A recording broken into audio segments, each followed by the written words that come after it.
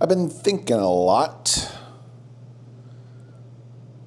about what is on social media. First of all, these are just my random thoughts, but I think about them a lot. Facebook is just, man, it's just garbage. It really is. And let me explain why. It's not because I don't enjoy seeing what other people are doing, but there's a couple of things. Number one, if I'm scrolling, doom scrolling as they call it, the cool kids anyway, doom scrolling, or maybe it's parents. Which one is it? Is it the cool kids that are saying doom scrolling, or is it the parents who are saying stop doom scrolling? You know who you are.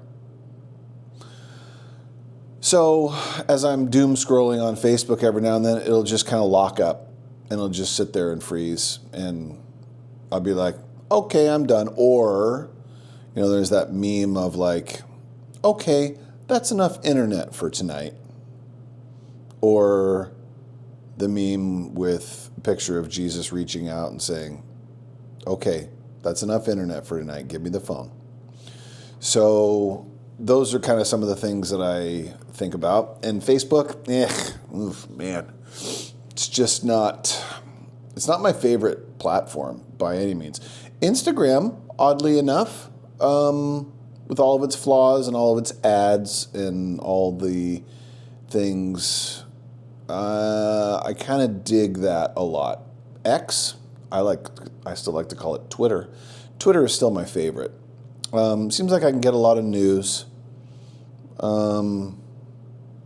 Seems like it's skewed to the right, but at least I have a brain in my head which allows me to see things on the internet and realize, and if something says, oh my gosh, look how crazy this is, it's amazing, look at that, can you believe this?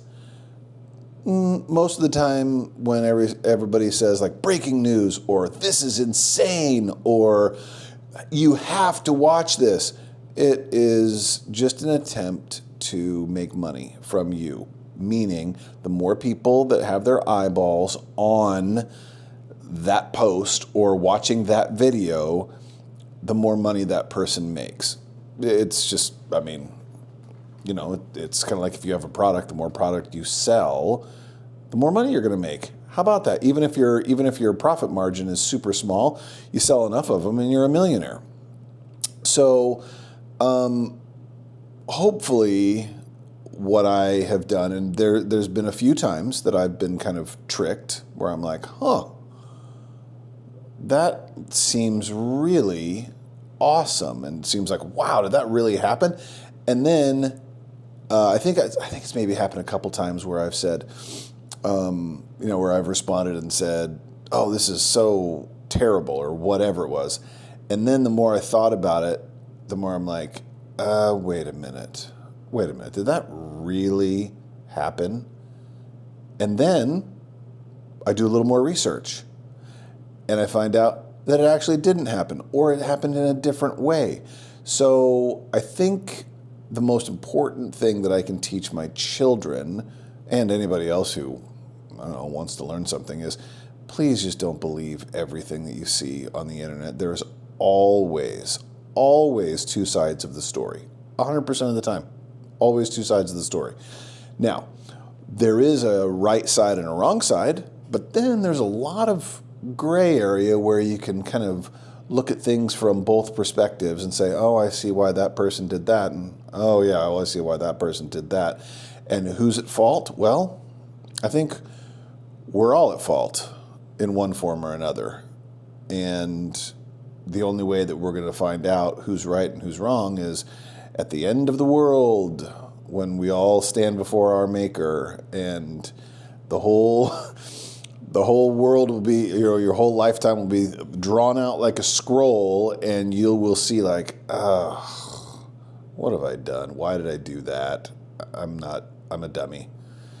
But hopefully you will then have an opportunity to make amends for those things that we've done wrong. And I think that's going to be the hardest thing for most of us to get over is accepting the apology from others. But what's going to be even more difficult, maybe, I don't know, is you having to apologize, all of us having to apologize for the wrongs that we committed against others, no matter how big or how small.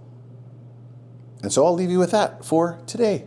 Enjoy your weekend. Oh my gosh, it's Friday. Enjoy your weekend.